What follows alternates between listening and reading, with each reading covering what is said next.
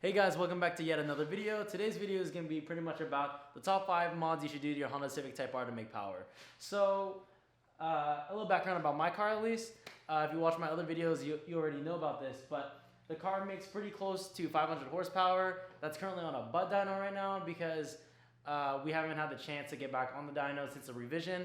But after racing a car at similar weight range, and he was dynoed, he makes around 480 to 490 horsepower, and we're right next to each other. So it's pretty safe to assume we're pretty close to 500, but we'll see when we get back on the dyno.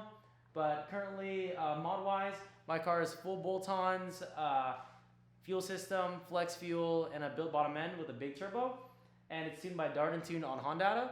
But that's currently what's done to my car, so that's how I'm able to make that power. But today I want to go over the top 5 things you can do to be the most cost-effective to make horsepower in the Honda Civic Type R.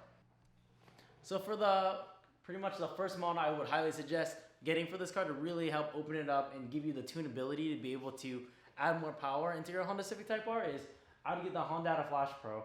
I know there's a lot of controversy between Honda Flash Pro and K-Tuner, but from what I've heard and from what I currently run is Honda is the way to go for the Type R, at least in my preference.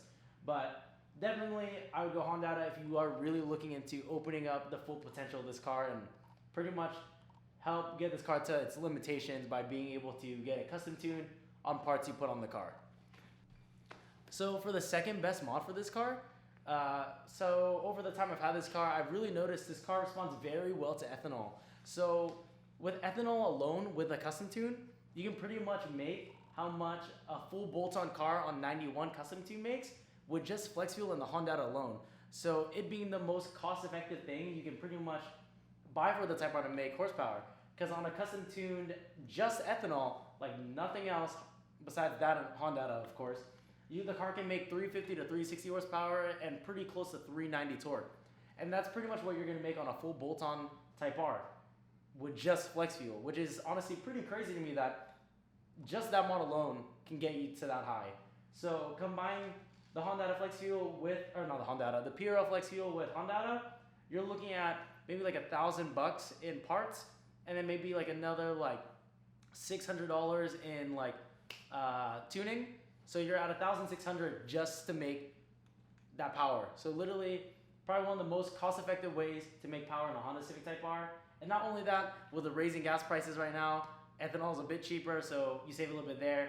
But if you're sending it more because you make more power, of course, it kind of doesn't matter anymore. But definitely, I would 100% recommend going flex fuel in this car. I don't have any bad complaints about running flex fuel besides like the gas mileage does get worse. But if you're really looking into making power, flex fuel is the way to go.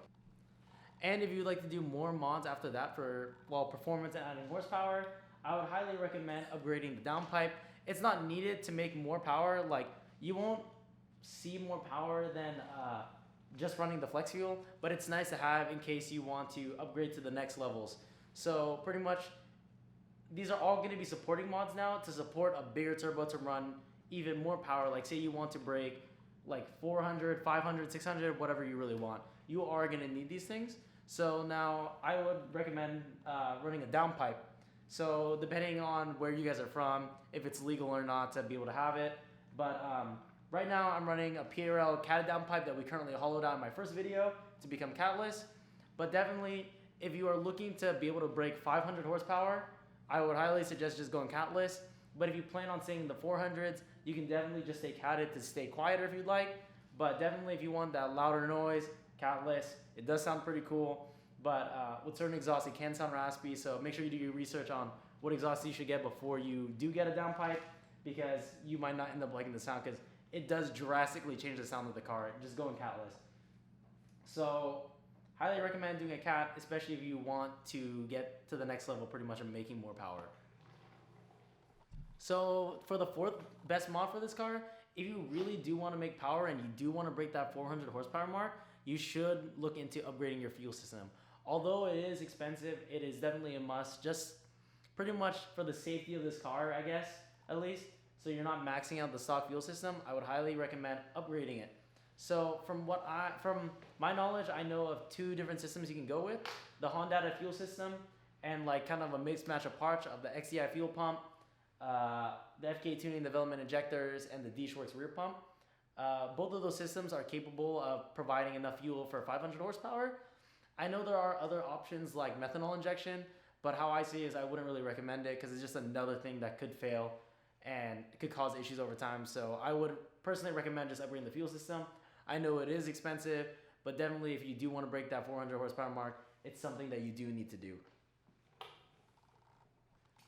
Alright, so for the fifth and final mod I would highly recommend is the PRL intake with the race map. So I do know with this intake, I don't believe there's a base map currently at this time for the car, so I do think you will need a custom tune to be able to run the race map at least. But it will give your tuner more tuning capability over your car when you do have the race map. But not only does this intake help with the tuning, it also helps with the driving experience because you do get that added sound of the blow off going off through the intake, which is honestly, it's kind of nice and it adds to the whole driving experience of this car. And honestly, probably one of my most favorite mods for this car because it just enhances the whole driving experience. But that pretty much goes over the top 5 mods at horsepower to Honda Civic Type R. I really hope you guys enjoyed the video. It really helped me out if you guys could leave a like or comment what you guys thought about the video, or leave a sub if you guys can. But I really hope you guys enjoyed, and thank you guys for watching and staying for this long. But I guess I'll see you guys on the next one. Thank you guys.